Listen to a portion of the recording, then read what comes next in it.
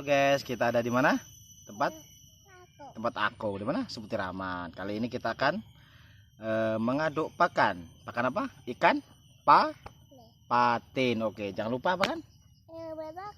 Like, komen, Oke, let's go guys. Guys, kita lanjutkan ya video kita ini. Oke, jarak antara rumah Akung dan kolam sangat dekat sekali, yakni 200 meter berada di belakang rumah. Oke, dengan jalan kaki kami pun sampai. Sebelum kita ikut membantu mengaduk atau mencampur pakan ikan patin, akan mengajak naik villa guys. Nah, ini villanya nih, naik ke villa, dimana villa ini digunakan untuk tempat istirahat sekaligus tempat memantau situasi sekitar di saat ikan patin akan panen. Total keseluruhan kolam Bapak Sujono atau Mbak Akungnya Arkan ini ada 7 kolam dengan berbagai kapasitas atau volume ikan yang berada di dalamnya. Dengan jumlah total ikan patin keseluruhan 36.000 ekor ikan patin. Dan sebelum ditanamin ini dulu pernah ditanamin kurang lebih 42.000 ikan patin bro. Sekian, kita lanjutkan turun dan ikut membantu mengaduk atau mencampur pakan ikan patin. Oke, lanjut. Oke guys, kita udah turun. Saatnya kita bantu-bantu bagaimana cara pengadukannya, apa saja bahan yang dibutuhkan dalam pembuatan ikan patin mandiri ini, dan bagaimana cara menggilingnya, dan bagaimana reaksi ikan patin setelah diberi pakan buatan ini. Langsung saja simak video berikut ini. Yang pertama yakni bahan-bahan yang digunakan apa saja dalam pengolahan pembuatan pakan patin mandiri ini, yakni yang pertama bekatul halus atau orang-orang bilang sih dedak ya, hasil penggilingan padi. Yang kedua yakni ikan asin. Ikan asin yang digunakan bukan sembarang ikan asin ya bro, yakni ikan asin yang dipilih dan disortir sesuai keinginan, tentunya keinginan Mbah Jono sendiri. Yang bagus, tidak busuk, tentunya ikan asin yang utuh dan kering. Pengadukan atau pencampuran menggunakan sistem 1:1. Misalnya 1 ton ikan asin berbanding 1 ton bekatul halus atau dedak. Jadi kita buat sap-sapnya bro.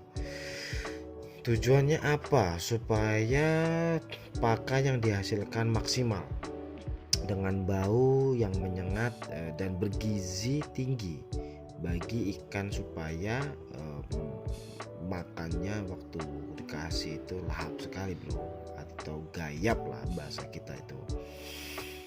Untuk sap pertama kita kasih bekatul dulu secara merata di tempat yang kering dengan tempat menyesuaikan. Alhamdulillah kali ini tempat kami cukup luas sehingga bisa menampung pakan cukup banyak. Jangan lupa ya dicatat berapa kilo bekatul dalam satu sap, ditaburkan di lantai, terus taburkan hingga merata.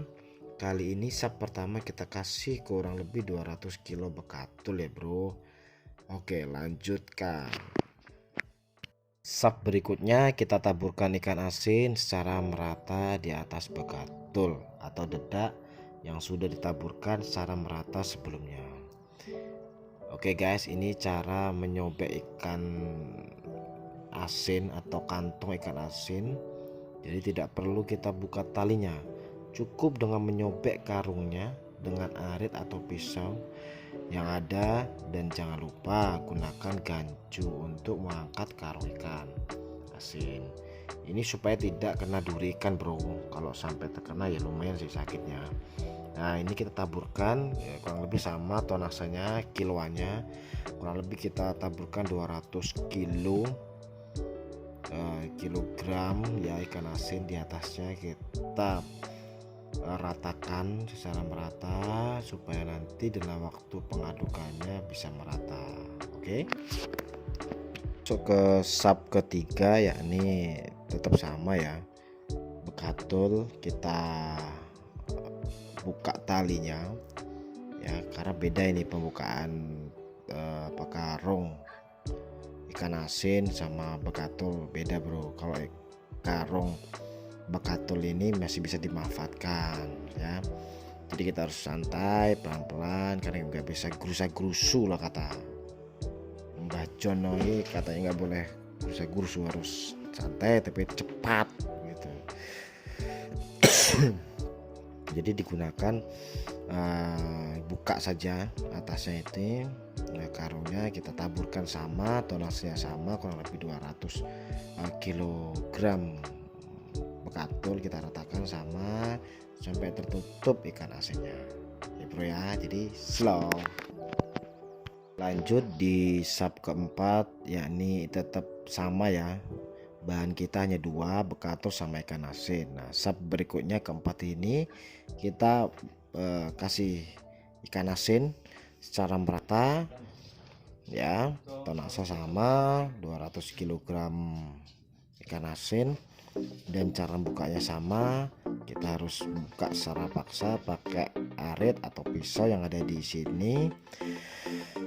Dan ingat gunakan gancu dan sepatu boot, karena ini bahaya, ini ikan asin ini bahaya karena mengandung duri ya.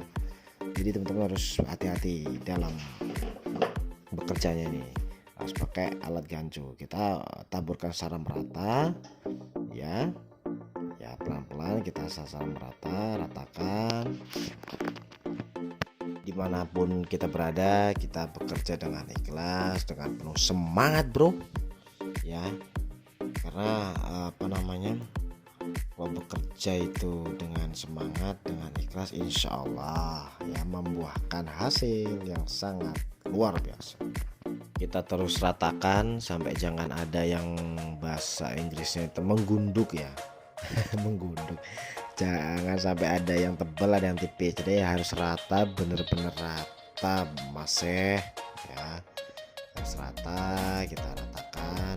Lanjut guys, lanjut ke sub kelima, yakni bekatul lagi ya, kita buka, kita taburkan secara merata ya, secara merata, dan tonasenya pun sama 200 kg ya. Kita ratakan sampai benar-benar rata, sampai semua tertutup ikan asinnya supaya tidak ada lalat, nanti lalat itu bisa menyebabkan belatung, jadi harus rata. Oke.